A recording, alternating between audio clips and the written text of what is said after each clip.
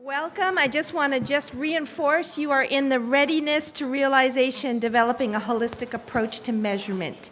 If this is where you want to be, you're in the right spot. I have the privilege of actually introducing these two great speakers to you this morning. Both Amber and Dana come from EY.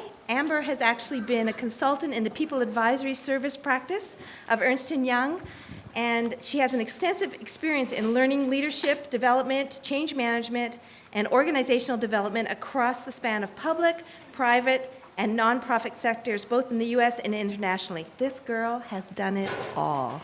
That's what it boils down to. And co-presenting with her is actually Dana Moore, and Dana is a senior manager with the People Advisory Services as well in EY, and he has over 20 years of experience successfully leading complex projects. Dana began his career as an industrial organizational psychologist focused on talent assessment and leadership development. And over the past 2 years, his focus has been on supporting global engagements that include systems, process, people, and transformation. So you guys are in for a treat. I want to leave you with one quick story. I actually had breakfast with Dana and Amber this morning. And this framework that they're going to be talking to you about, they actually developed it. They are smart cookies. And so EY is looking very closely at hoisting it aboard as part of their program. So enough with me. You're going to enjoy this session. You're in the right spot. Thanks very much. All right, well, thanks, Robin. That's tough billing to live up to, but we will do our best over the next 60 minutes. So thank you, everyone, for coming. Come on in, grab a seat. We do have a pretty ambitious agenda for the next 60 minutes. It's workshop style. The seating arrangement is not ideal, but we'll do our best. We'll work through it. We'll manage. We're here to talk about measurement, metrics, as we're doing the work we do with change management, building relationships with the business. And so what we're going to talk about, first we'll talk about our framework for about 20 minutes. Then we're going to break you up into groups for about 20 minutes. You're going to talk about your projects, what you're working on, and think through some of the challenges that you have. We'll get back together, we'll debrief, and then we'll put a bow around the session. Again, a lot to cover. We have about 4 hours of content and 60 minutes to cover it. So we'll do our best. We're going to try to talk fairly quickly. If we're going too quickly, let us know and slow us down. And we'll do our best to make sure everyone understands everything. Amber and I are here for the entire session, so if we don't cover your specific question, grab us throughout the next couple of days, and we're more than happy to talk. So with that, Amber? Yeah, so I think just at the beginning of our conversation, it's great to ground ourselves in why this conversation is so important. And thanks to all of you who have participated so far in our opening poll question. I just want to highlight some of these. So why is measurement important for change programs? To know if what you're doing is working so you can make adjustments over time. You can't manage what you can't measure. So true. Because you must inspect what you expect. Change without measurement is just a talking point. And so you'll see, especially if you've been in here for the last 10 minutes or so, this has been flooded with responses, 30 or so responses so far. We will cover some of this today, not all of it, but whenever we break out into our small groups, I encourage y'all to highlight these considerations in your conversations. Like Dana mentioned, we have a pretty robust agenda, and I'm curious, what are you most interested to learn about? This is another polling opportunity, so if you participated in the first one, you know what to do. If you want to participate in the second one, you can get out your iPad or do it on your phone and follow the instructions at the top. Ooh, look, we already have 1 vote so far. All right. So the first one here, A, understanding a comprehensive benefits realization framework. The second one, defining measurements across the life cycle of a project. The third one is really applying this framework on a project of your own or of one of your colleagues. And then the third one, identifying how to get started. Maybe you're not sure how to get started on something like this. We're going to have some conversation about that. Good. So before we dive into the framework, I think all the reasons and what we're going to cover today, and again, we can't cover in great depth in the time period, but we're going to cover those. And the reasons why, I think there are a lot of good reasons, and I think they're all valid. One reason why I like this approach, and something that Amber and I, we worked together on a project and we started fleshing this out. And the framework that we have should look similar to something you're doing. It's not, I say it's not earth-shattering, but it should be thought-provoking. And the reason why we needed a framework to use was to talk the language of our business. If you think of our stakeholders, we deal with finance, we deal with IT, we deal with supply chain. They work in the black and white. When we think of change management, we work in the gray. Almost everything we do, there is no right or wrong. You know, Amber and I, we can have two different approaches to the same issue, and we're both right. A lot of times our stakeholders aren't necessarily comfortable with that. And so we wanted to create an approach, a framework that helps us speak their language a lot better. So when we have something to show at the end of the day, end of the month, end of the project, end of the phase, it's something they can relate to, something they understand, and something that we can discuss. What you're looking at here is a framework, and again, a lot of the words should look familiar. Maybe use some synonyms for some of these same areas. Let me show you what we have. At first, on the top, are project phases. And everyone in this room, you probably have different phases based on your company, your methodology, your approach. But these are the ones that we use in our project, so we just stuck with it. And again, we could probably change it a bunch of different times. Then you have, we call them focus areas. And we start with early adoption, early engagement. This, if you look where that falls in the project timeline, that is in the pre-deployment.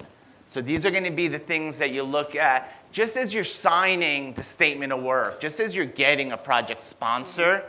These are going to be the early things that you look at. And we'll double click on all these in a minute. First, I just want to introduce the framework. Next is business readiness. Business readiness, I think everyone in this room, it looks like we have some experience in this room. Everyone should be pretty familiar with this. And I think that traditional change management works mostly in this space. When we think of our people category and our people metrics. What we try to do in this framework is also expand that, and we'll talk about that shortly. Those are our pre-go live. So if you look at the diamond there on those chevrons, then we get to post-go live. And here we put it in three categories: utilization, proficiency, and business case validation. And so altogether, you got 5 metrics beginning way before, just as the project signed, to really that business case validation. You should go to business as usual, post-go live. So it's not even hypercare type post-go live. This is going to be far beyond that, as long as we're around to measure. Because that's one of the challenges we often have is, hey, we have this great idea. We want to measure ROI. We want to measure the results.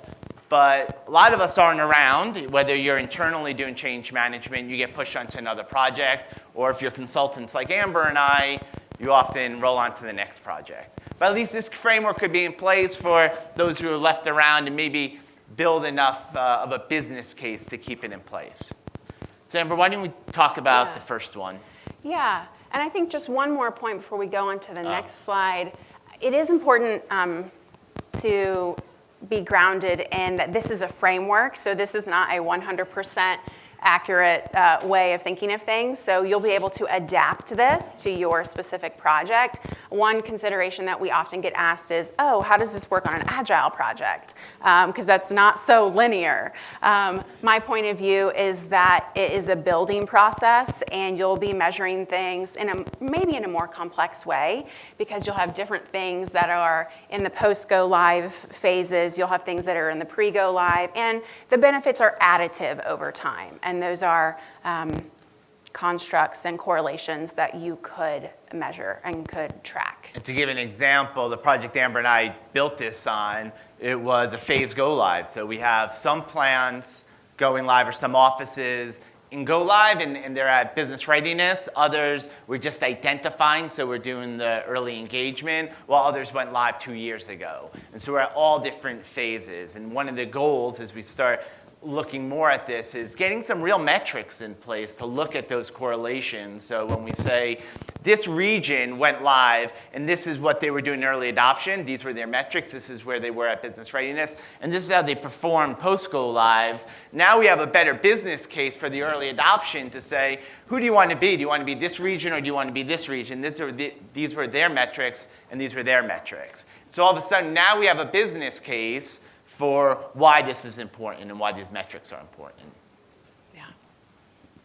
So double-clicking here on early engagement, this is really about starting the conversation maybe even before the project has kicked off. You kind of know it as a concept in your mind that this huge transformation, this huge change is coming about. And taking an inventory to say, or having a visioning to say, what do we need in the future? What behaviors and mindsets are really important in this future state? And then taking an inventory at this current time to say, are we doing those things? Most likely not, or maybe pieces of it. So what can leaders start to do early on to support that behavior change, potentially even before the project announcement is out there?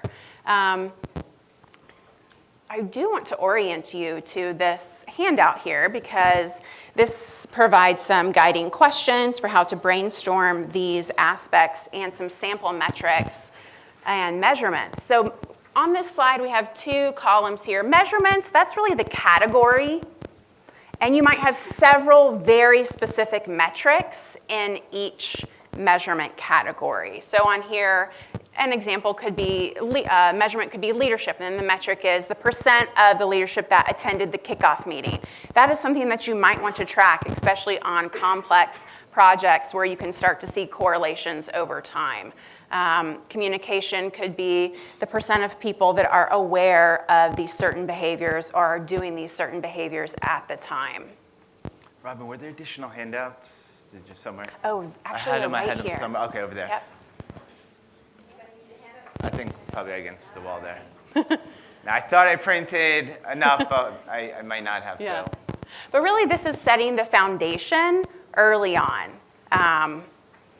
Question? And we felt like we would get questions on this, so I'm excited there are hands in the air. I just have a question on the percent of change network members identified. I'm just wondering how you, sometimes our sponsors tell us who's going to be. Yeah. And so how do you, which is it normally like the influencers or the ones who are laggards, or is it the managers?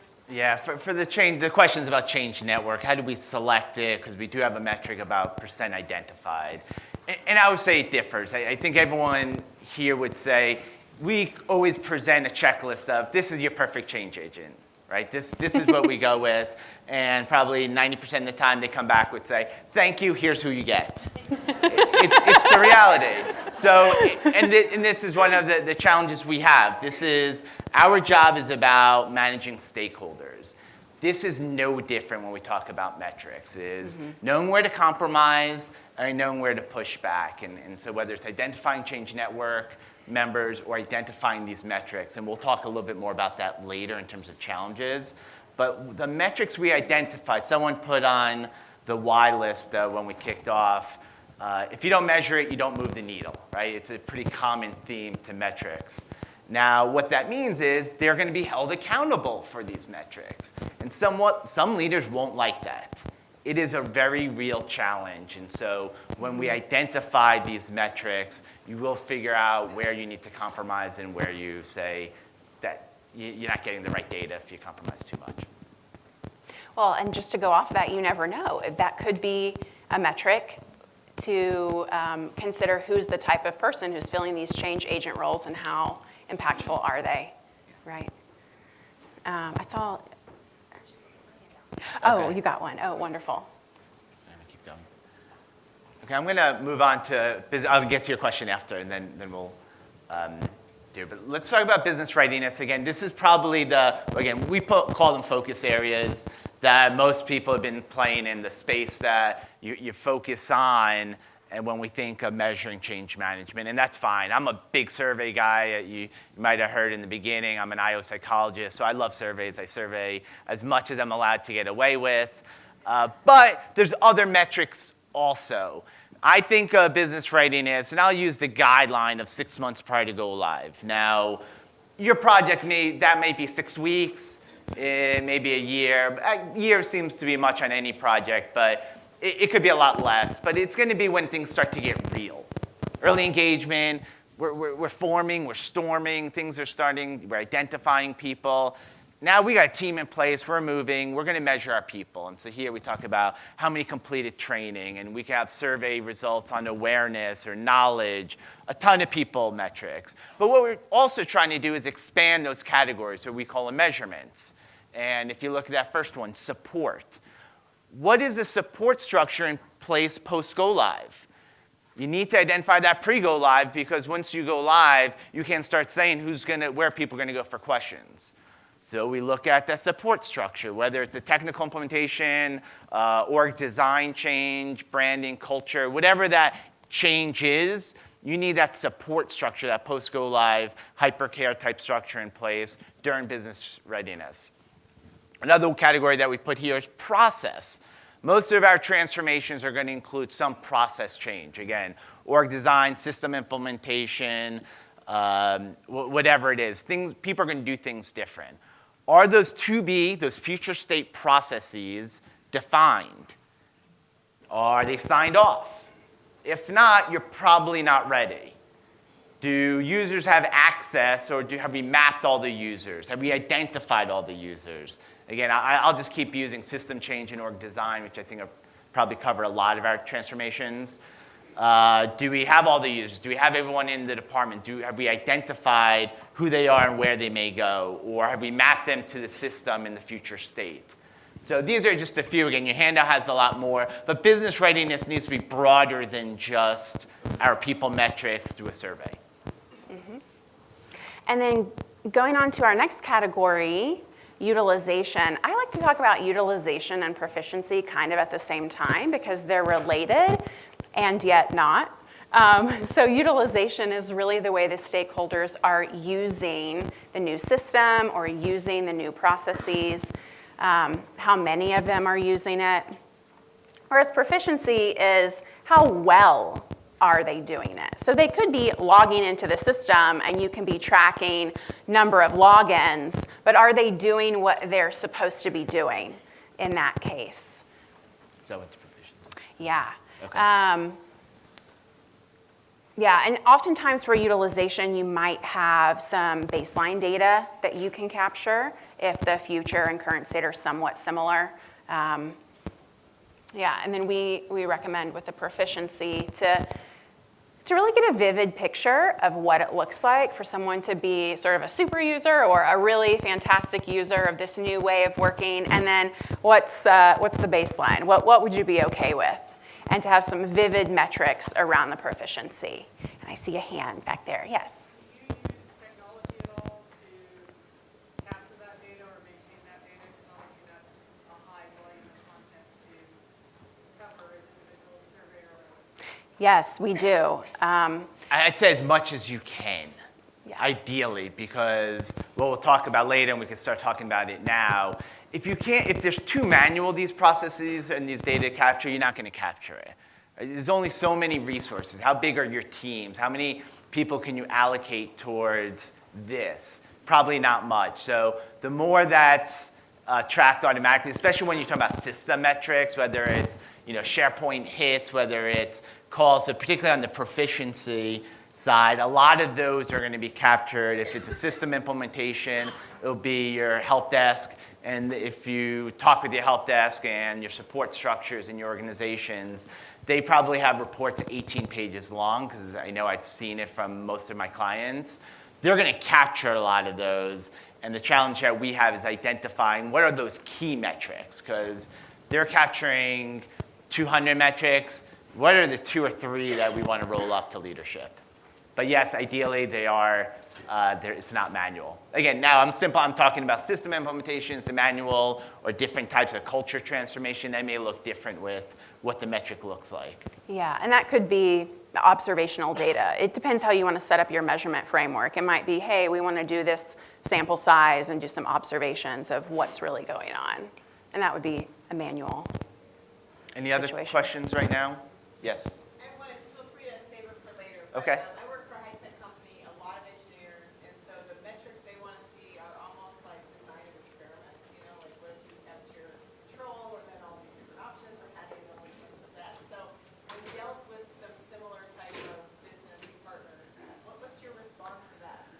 I would say we have to figure out what is the most relevant, what's the big picture. What's that scorecard at the end, what's it going to tell you? And it's actually a good segue into this, because this is what we're getting down to, right? This is the business case validation, whether you have a benefits realization for the business. So this is what's going to justify why do they do that change, whether it's a system implementation, whether it's culture change, org design, whatever it is. And this is what it comes down to. So when their engineers start going down that path, I've worked with a lot of engineers, and I've worked with the rocket scientists. So when you say, are you a rocket scientist? They say, yes, I am. And it's hard to fight that. And they are smarter than me, and I get it. But they also go down that wormhole, right? Just like finance does, and just like working with EY, a lot of lawyers, even to finalize this deck, right? A lot of attorneys, a lot of legalese, a lot of audit folks. And so you got to bring them out of the weeds and say, this is what we need to capture. So you can capture all that, but this is the metric that is most relevant, and try to get it to those key metrics. Because at the end, these are the metrics that your leadership wants to see, your sponsor, your stakeholders. Are they going to care about that detailed design metric that's all the way down here, or what does it roll up to? Because ultimately, you hope all the metrics that starting early engagement, went to business readiness, utilization, proficiency, have some correlation to these metrics here. This is the take it home, the final metric. Now, I'm your sponsor, I'm your stakeholder, what do I say? I say, well, hey, ROI, this project may impact ROI, but I got about 1,300 other metrics that are going to impact our bottom line. And they are right. Right? That's not an argument that you're going to win. They're right. But you hope you're moving the needle. Some of them may be more direct. So if you look at your people metrics with FTEs, depending on the type of project, maybe it's percent overtime. If you're looking at processes, is your process more efficient? Well, let's look at hours, and you can get those data. Going back to the data question, you got to look at HR systems. You do a people software, wherever your HR system is, and you can get some of those metrics to say, hey, are we moving the needle? So whether they're financial, maybe it's customer. Hopefully there's a downstream impact to customer sat, depending on your implementation, or employee satisfaction. So some of them may be a little softer, but you have, hopefully all these metrics are leading to something on this final page. And again, once you start partnering with the different parts of the business, you see they all have metrics. They all have their silos. What our job is not to necessarily identify those metrics from scratch, because you got to think people are already doing that. We're going to coordinate, we're going to collect, and we're going to put that key scorecard in front of leadership. Now, we sure have an opinion about what some of those key metrics are, but they're probably collecting, and we just need to partner with them throughout the process. Okay. I feel like I've talked a lot. A question? So, in your view, then, who owns creating this, or who owns managing or measuring these metrics? Is it the change person, or is it because? What I would say this: I think change is the one that's going to get the ball rolling, and we're the ones who can get a seat at the table and coordinate the effort. Because if we don't do it, from my experience, and I've been doing this for a while with mixed success, honestly, right? With mixed success.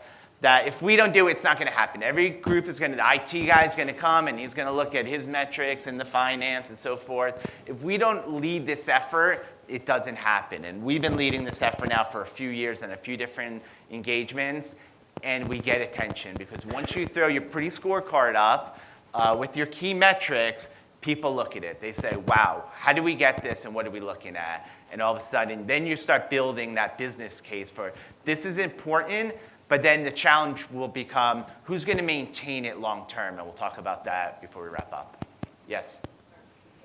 At what point do you start measuring your return on efficiency? How long to go? It can be too soon. Yeah, it all depends on the project. I mean, again, we may ultimately never impact ROI. You could track it at go live. Hopefully you have your baseline. So a lot of these data. So what Amber was talking about earlier with utilization, proficiency metrics, whatever your legacy system or your previous state was, you should be tracking those baselines. And so with ROI, every company is going to track that. And so that's going to be tracked regardless. Now, when should you move the needle? I guess it depends on your implementation, right? If we think of our change curve, right, we're going to have that little valley of despair, and then we're going to hopefully start performing. And hopefully maybe it's 60, 90, 120 days after, maybe at that point, there's some change. One more question, and we're going to do our breakouts. Yes? Yeah, I was wondering about the timing, like when you set up all these metrics. Is that something like it has to be set up all these scorecards you agree upon at the very beginning of the project? Ideally, Also, yeah. how do you help, to his point, that you guys might be responsible for setting up these metrics? How do you ensure that you're driving accountability with the businesses actually? I would say, so the question is, how do we drive accountability? When you set up these metrics, when do you drive accountability? And I would say it's a lot like everything we do in change management.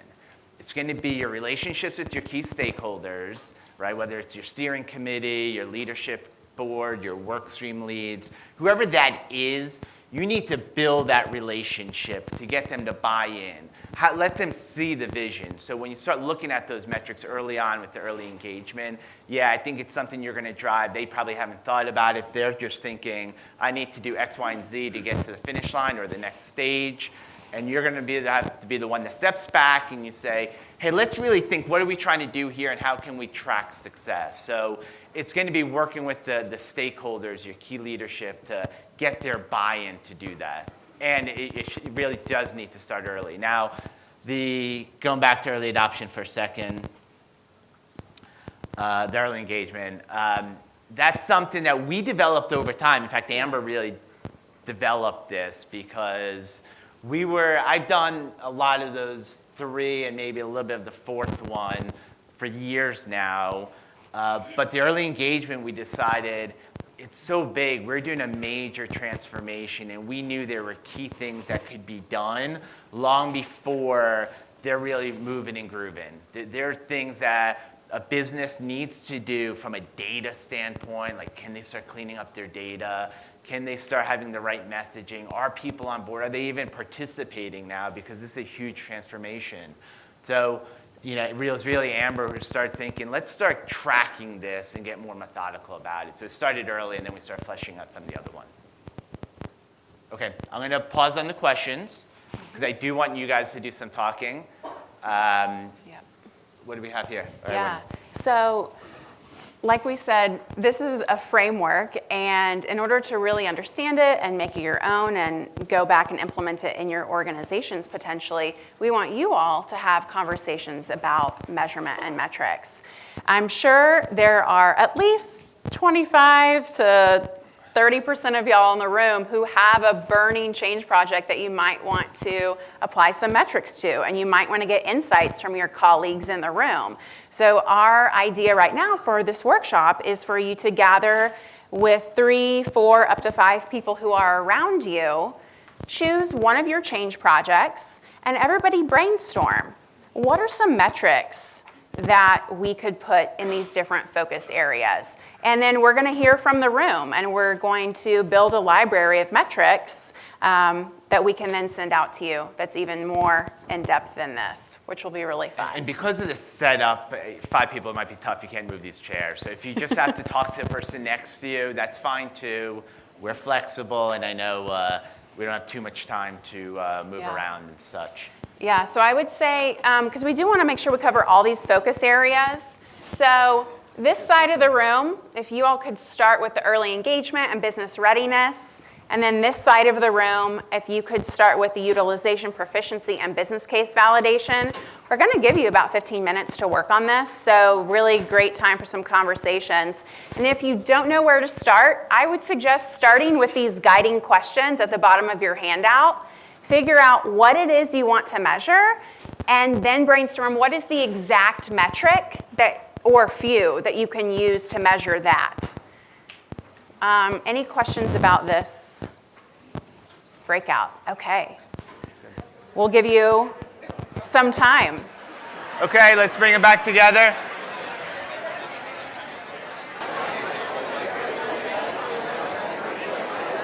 I'll leave this up here for a second. All right. It's actually pretty good. What's the next slide? It's just asking them. It does ask. Okay. Yeah. Okay, let's bring it back. We have about 20 minutes left. I heard a lot of talking. I don't know if it was metrics related, but I know there was a lot of talking, if nothing else. That's fine. That's fine. I'm often the one sitting down, and I can digress the conversation faster than anyone. But let's do a little debrief. Well, I'm not going to go around the room because then we'll be here for the next 3 days. But let's start with early engagement. Was there someone that talked about early engagement, came up with a metric or a challenge? Anyone right there in the back?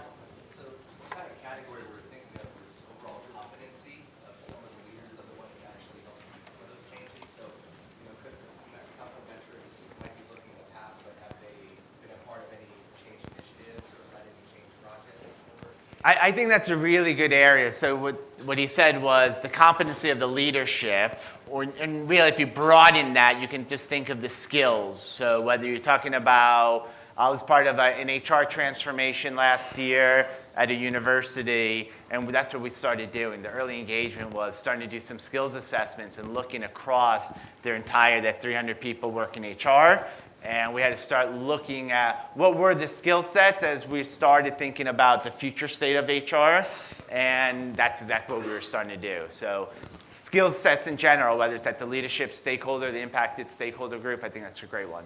In general, not on change management, just the. In general, right? So again, a lot of this framework is bigger than change management, right? So we're trying to think of the business and what that change is and how we might ultimately impact it.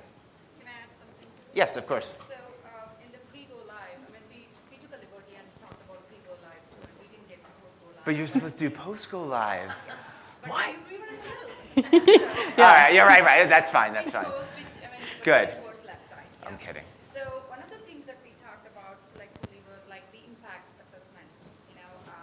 Doing it at this particular pre-go live stage and identifying the right stakeholders, right systems and assets, business assets in the organization. And I tried to share it with my team that in one of my previous organizations, we did develop a competency assessment. I mean, the impact assessment model where we are looking at the processes that are going to get affected and then the company assets that are going to get affected. Good. At the preliminary stages, like way before, just as soon as we solidify the goal of the project, we do this exercise, and then we pass it on to the teams with a list of the direct and indirect impacted, teams, Yeah. stakeholders, assets, and everything, and then the project continues, and they keep updating that particular thing over a period of time. I think that's good. So if you couldn't hear, we're talking about the impact assessment and starting that early on. And, as we start socializing this presentation with our leadership, I work with the partner that's head of our change group, and we're big on change impacts. I've gone to market with him, and I've done engagements with him quite a bit. And so if there's a chapter 2, we would really dive a lot deeper into the change impacts and how that change impact assessment will drive a lot of these. But just for purposes of time, we kept it pretty simple. But there's a whole area there that's definitely worth exploring, and maybe in part 2 of this, we'll do just that. Good. Let's talk about business readiness now. Again, this is an area that most of you should probably play in and work in pretty regularly. Any key takeaways, metrics? Yes? Hi, my name is Brian. I'm with Nationwide Insurance. So we, actually 2 people who did insurance, and we talked about transformation in the individual life space. We talked about utilization, so implementing new technology platforms, how many people are getting in those systems, looking at key pages in the value chain, are they using those pages? Good. And also looking at reduced manual processes, so if we're driving efficiency, do people go back to their old ways, or are they sticking with the new system? So those are both kind of what they do. And then in terms of proficiency, looking at our placement rates, the placement rate is how many people say they want to buy insurance versus how many actually buy with you. So the more we can increase that, clearly that's a key driver of our growth. But then reducing that amount of time, currently it takes 3 to 4 months to buy a policy. Some companies are getting that down to 3 or 4 days or 3 or 4 weeks. So the more you can do that, the more you're increasing your growth, but then driving down your unit costs. That's the ultimate kind of validation business case metric that we're looking at is how do we decrease our unit costs, but also Nationwide really values employee engagement. Yeah. So we have some teams with some real high employee engagement. What we don't want to do is kill them with transformational programs and see this great growth in the company, increased savings, but then nobody wants to work there. We're Sure. losing people. Yeah. So it's really balancing a quality metric in the transformation of the business operation and in the people experience, and we're tying those 2 things together and have leadership support from there. That's good. Yeah, with when you talk about utilization, One thing that we often look at, and again, depending on your engagement, is process adherence. So how many people are trying to take the shortcuts, go back to the old workarounds, use whatever, it's a legacy tool, legacy system. Sometimes it's hard to track, right? It's hard to necessarily stick with how do you know they're doing what they're supposed to do. If it's a system, then that's an easier metric. Sometimes it's not so easy. But process adherence is a big one. Honestly, too, we're also going through an agile transformation partnered with a lot of lean and continuous improvement on the business side. So I think there's also a mindset change in leadership and within the teams to say, you know what, if people are doing that, did we set up the right process? I mean, we're not going to whole reset Yeah. the process, but Right. we may look at certain steps and really ask, do we need this? Can we simplify? Can we incorporate whatever the workaround is into the new standard?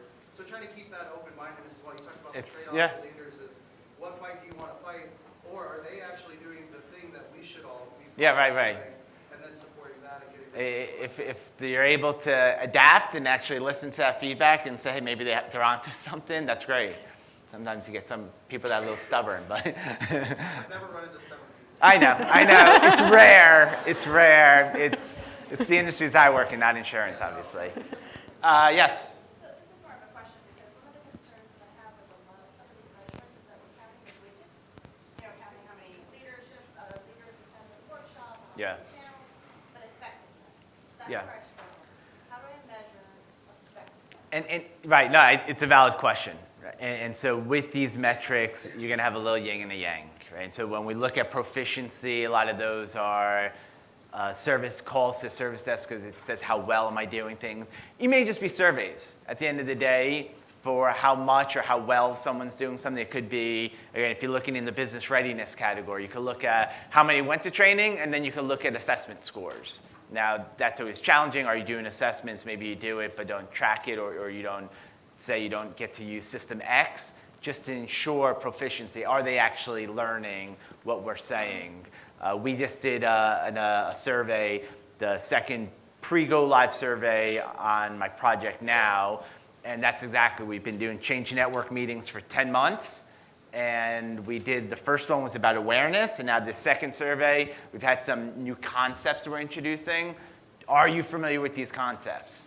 And my expectations is going to be just okay. I don't expect them to be super high, but then it's a feedback loop to our change network to say, you guys say you're doing all this, your end users aren't hearing you, so we have to do it better. Mm-hmm. It's a challenge. I agree, right? It's the how good versus how many. Any other comments on business readiness? Okay, so let's go to post-go live. We start talking a little bit about utilization. We want to start with utilization metrics. Any observations, comments, metrics? At the back there. Do we have someone? Yes. Hi, yes, my name is Rima. I work for Microsoft. I'm actually a software engineer, but I'm also certified in PeopleSci, so trying to marry technology change with people change. Good. And so within Microsoft for Office 365, we have something called an adoption path. So it basically says like, it's a report, it's a dashboard on how people are actually using the technology. And I feel like measurement can be either active or passive. So active, like you said, does survey, and there's some bias of that. And then there's passive, where you have kind of efforts being happening behind the scenes. I found that to be even more powerful than surveying the user themselves about how they're using the technology. So it's kind of interesting. And we use that for SharePoint. We do that all the time. So we'll look at clicks and we'll see what they're downloading to see are they accessing all the material we put together, whether they're change network decks, training materials. And so if that's on all software, all the better, because I agree. I mean, that is a good objective measure of are they actually saying what they're doing. Yeah, which is I great. agree with that. Just an observation from my current project. We did a survey and people were saying, yes, I'm using this so much. But then you look at the utilization data that they're not necessarily where we're capturing behind the scenes, and no, you're not really using it as much as you think you are. So that objective data is really important to get. Question? Comment? And Sorry. comment in that area. I work for SAP, so I know Microsoft. But the question I asked earlier on use technology, what we're finding customers be successful at is actually sort of Let me go over here again. So you can. what we're finding customers be successful is measuring process adherence and user performance using information and technology to track that, because it's so hard to do with small bodies like us to track it. So you can look at process adherence now and actually see when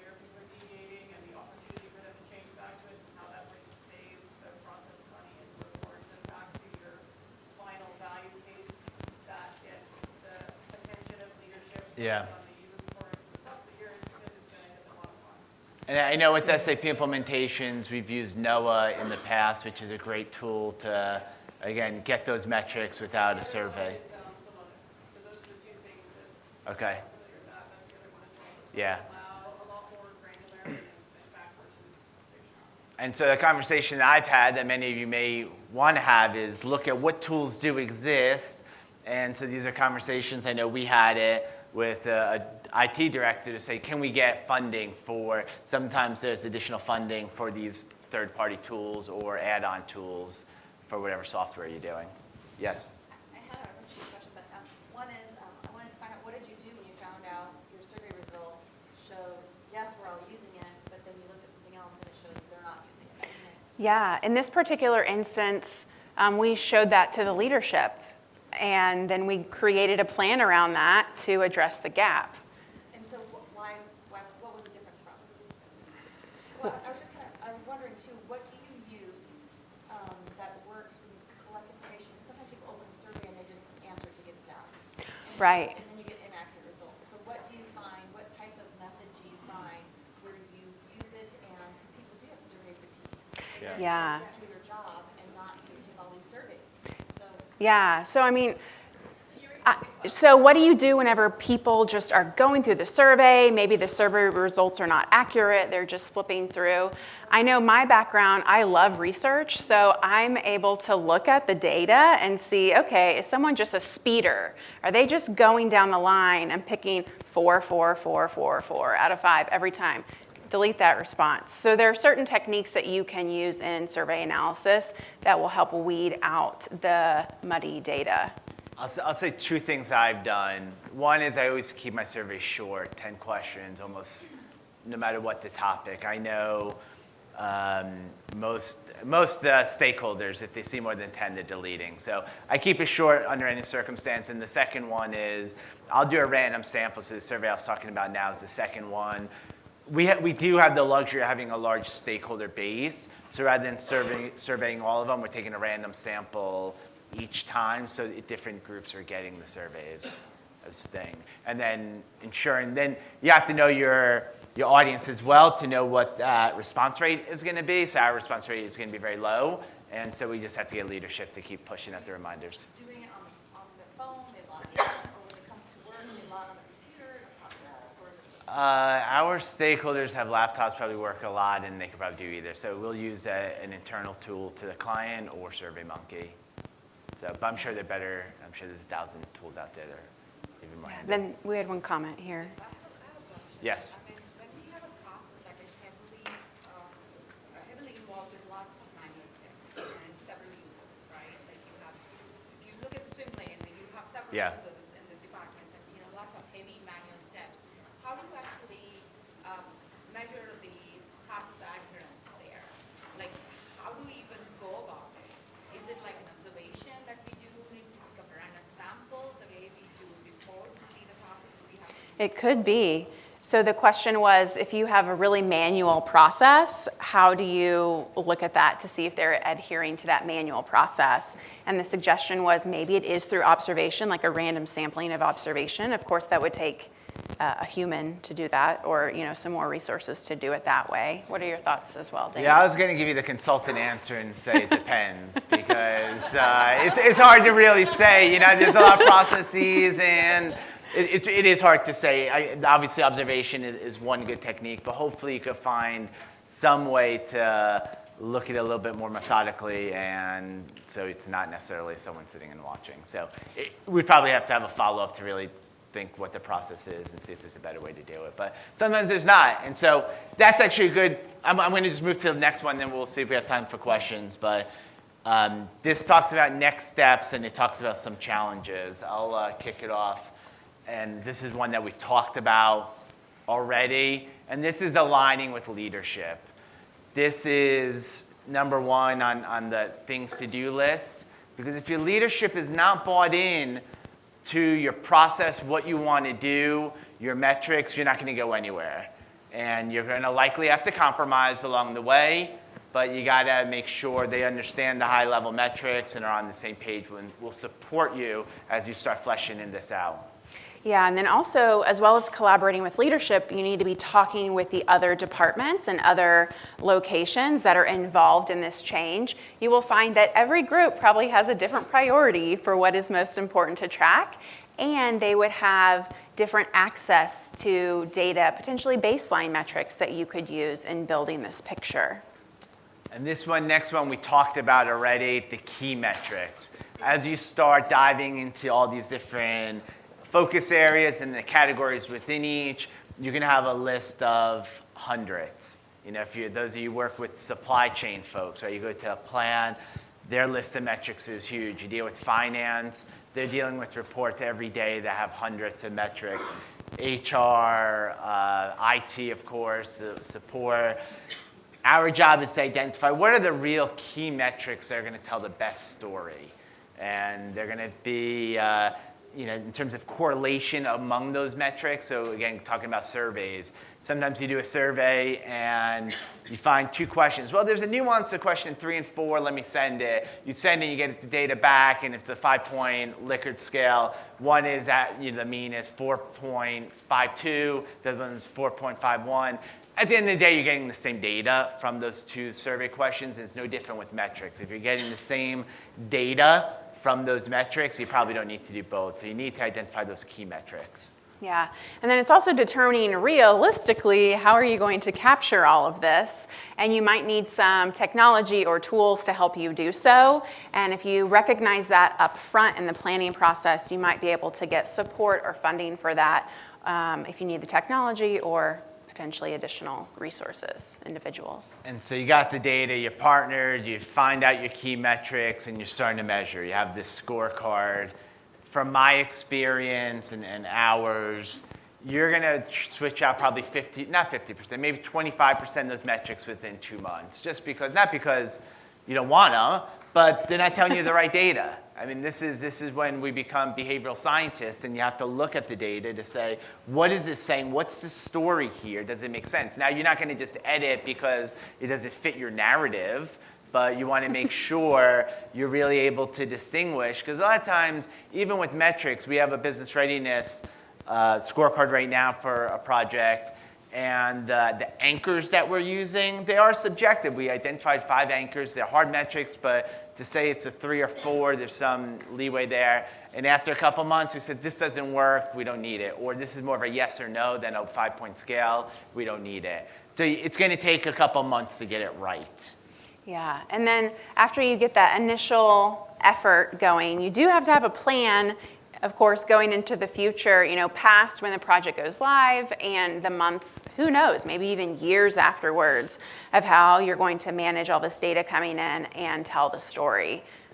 Yeah, and the last one that relates to that, and that is identify those partnerships, who you're going to partner with in the business. And also, as I was talking to Rob here, as a consultant, we often roll off at go live. And so I can set this up for my client counterpart and hope that they are able to implement this after I leave. But a lot of times they get pulled in 8 different directions. Right? You went live, and every month people are rolling off this project onto the next thing. So figure out that partnership to make sure this lives on, because there's going to be good data here, and I think something that hopefully you'll find interesting. Yeah, and one other suggestion is just get started.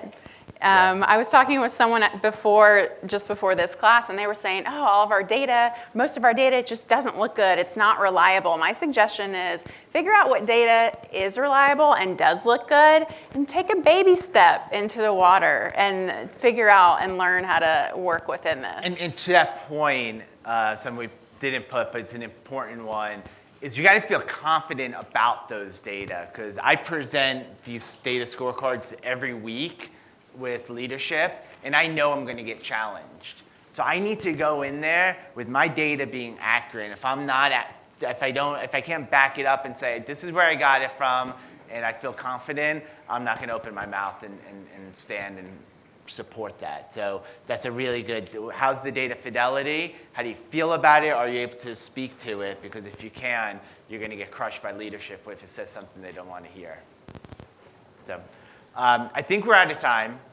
Amber and I will be around. I know some people didn't get handouts. You can email Amber or I, and we can give you handouts. We'll be around right now and for the next 3 days Yeah. to chat. And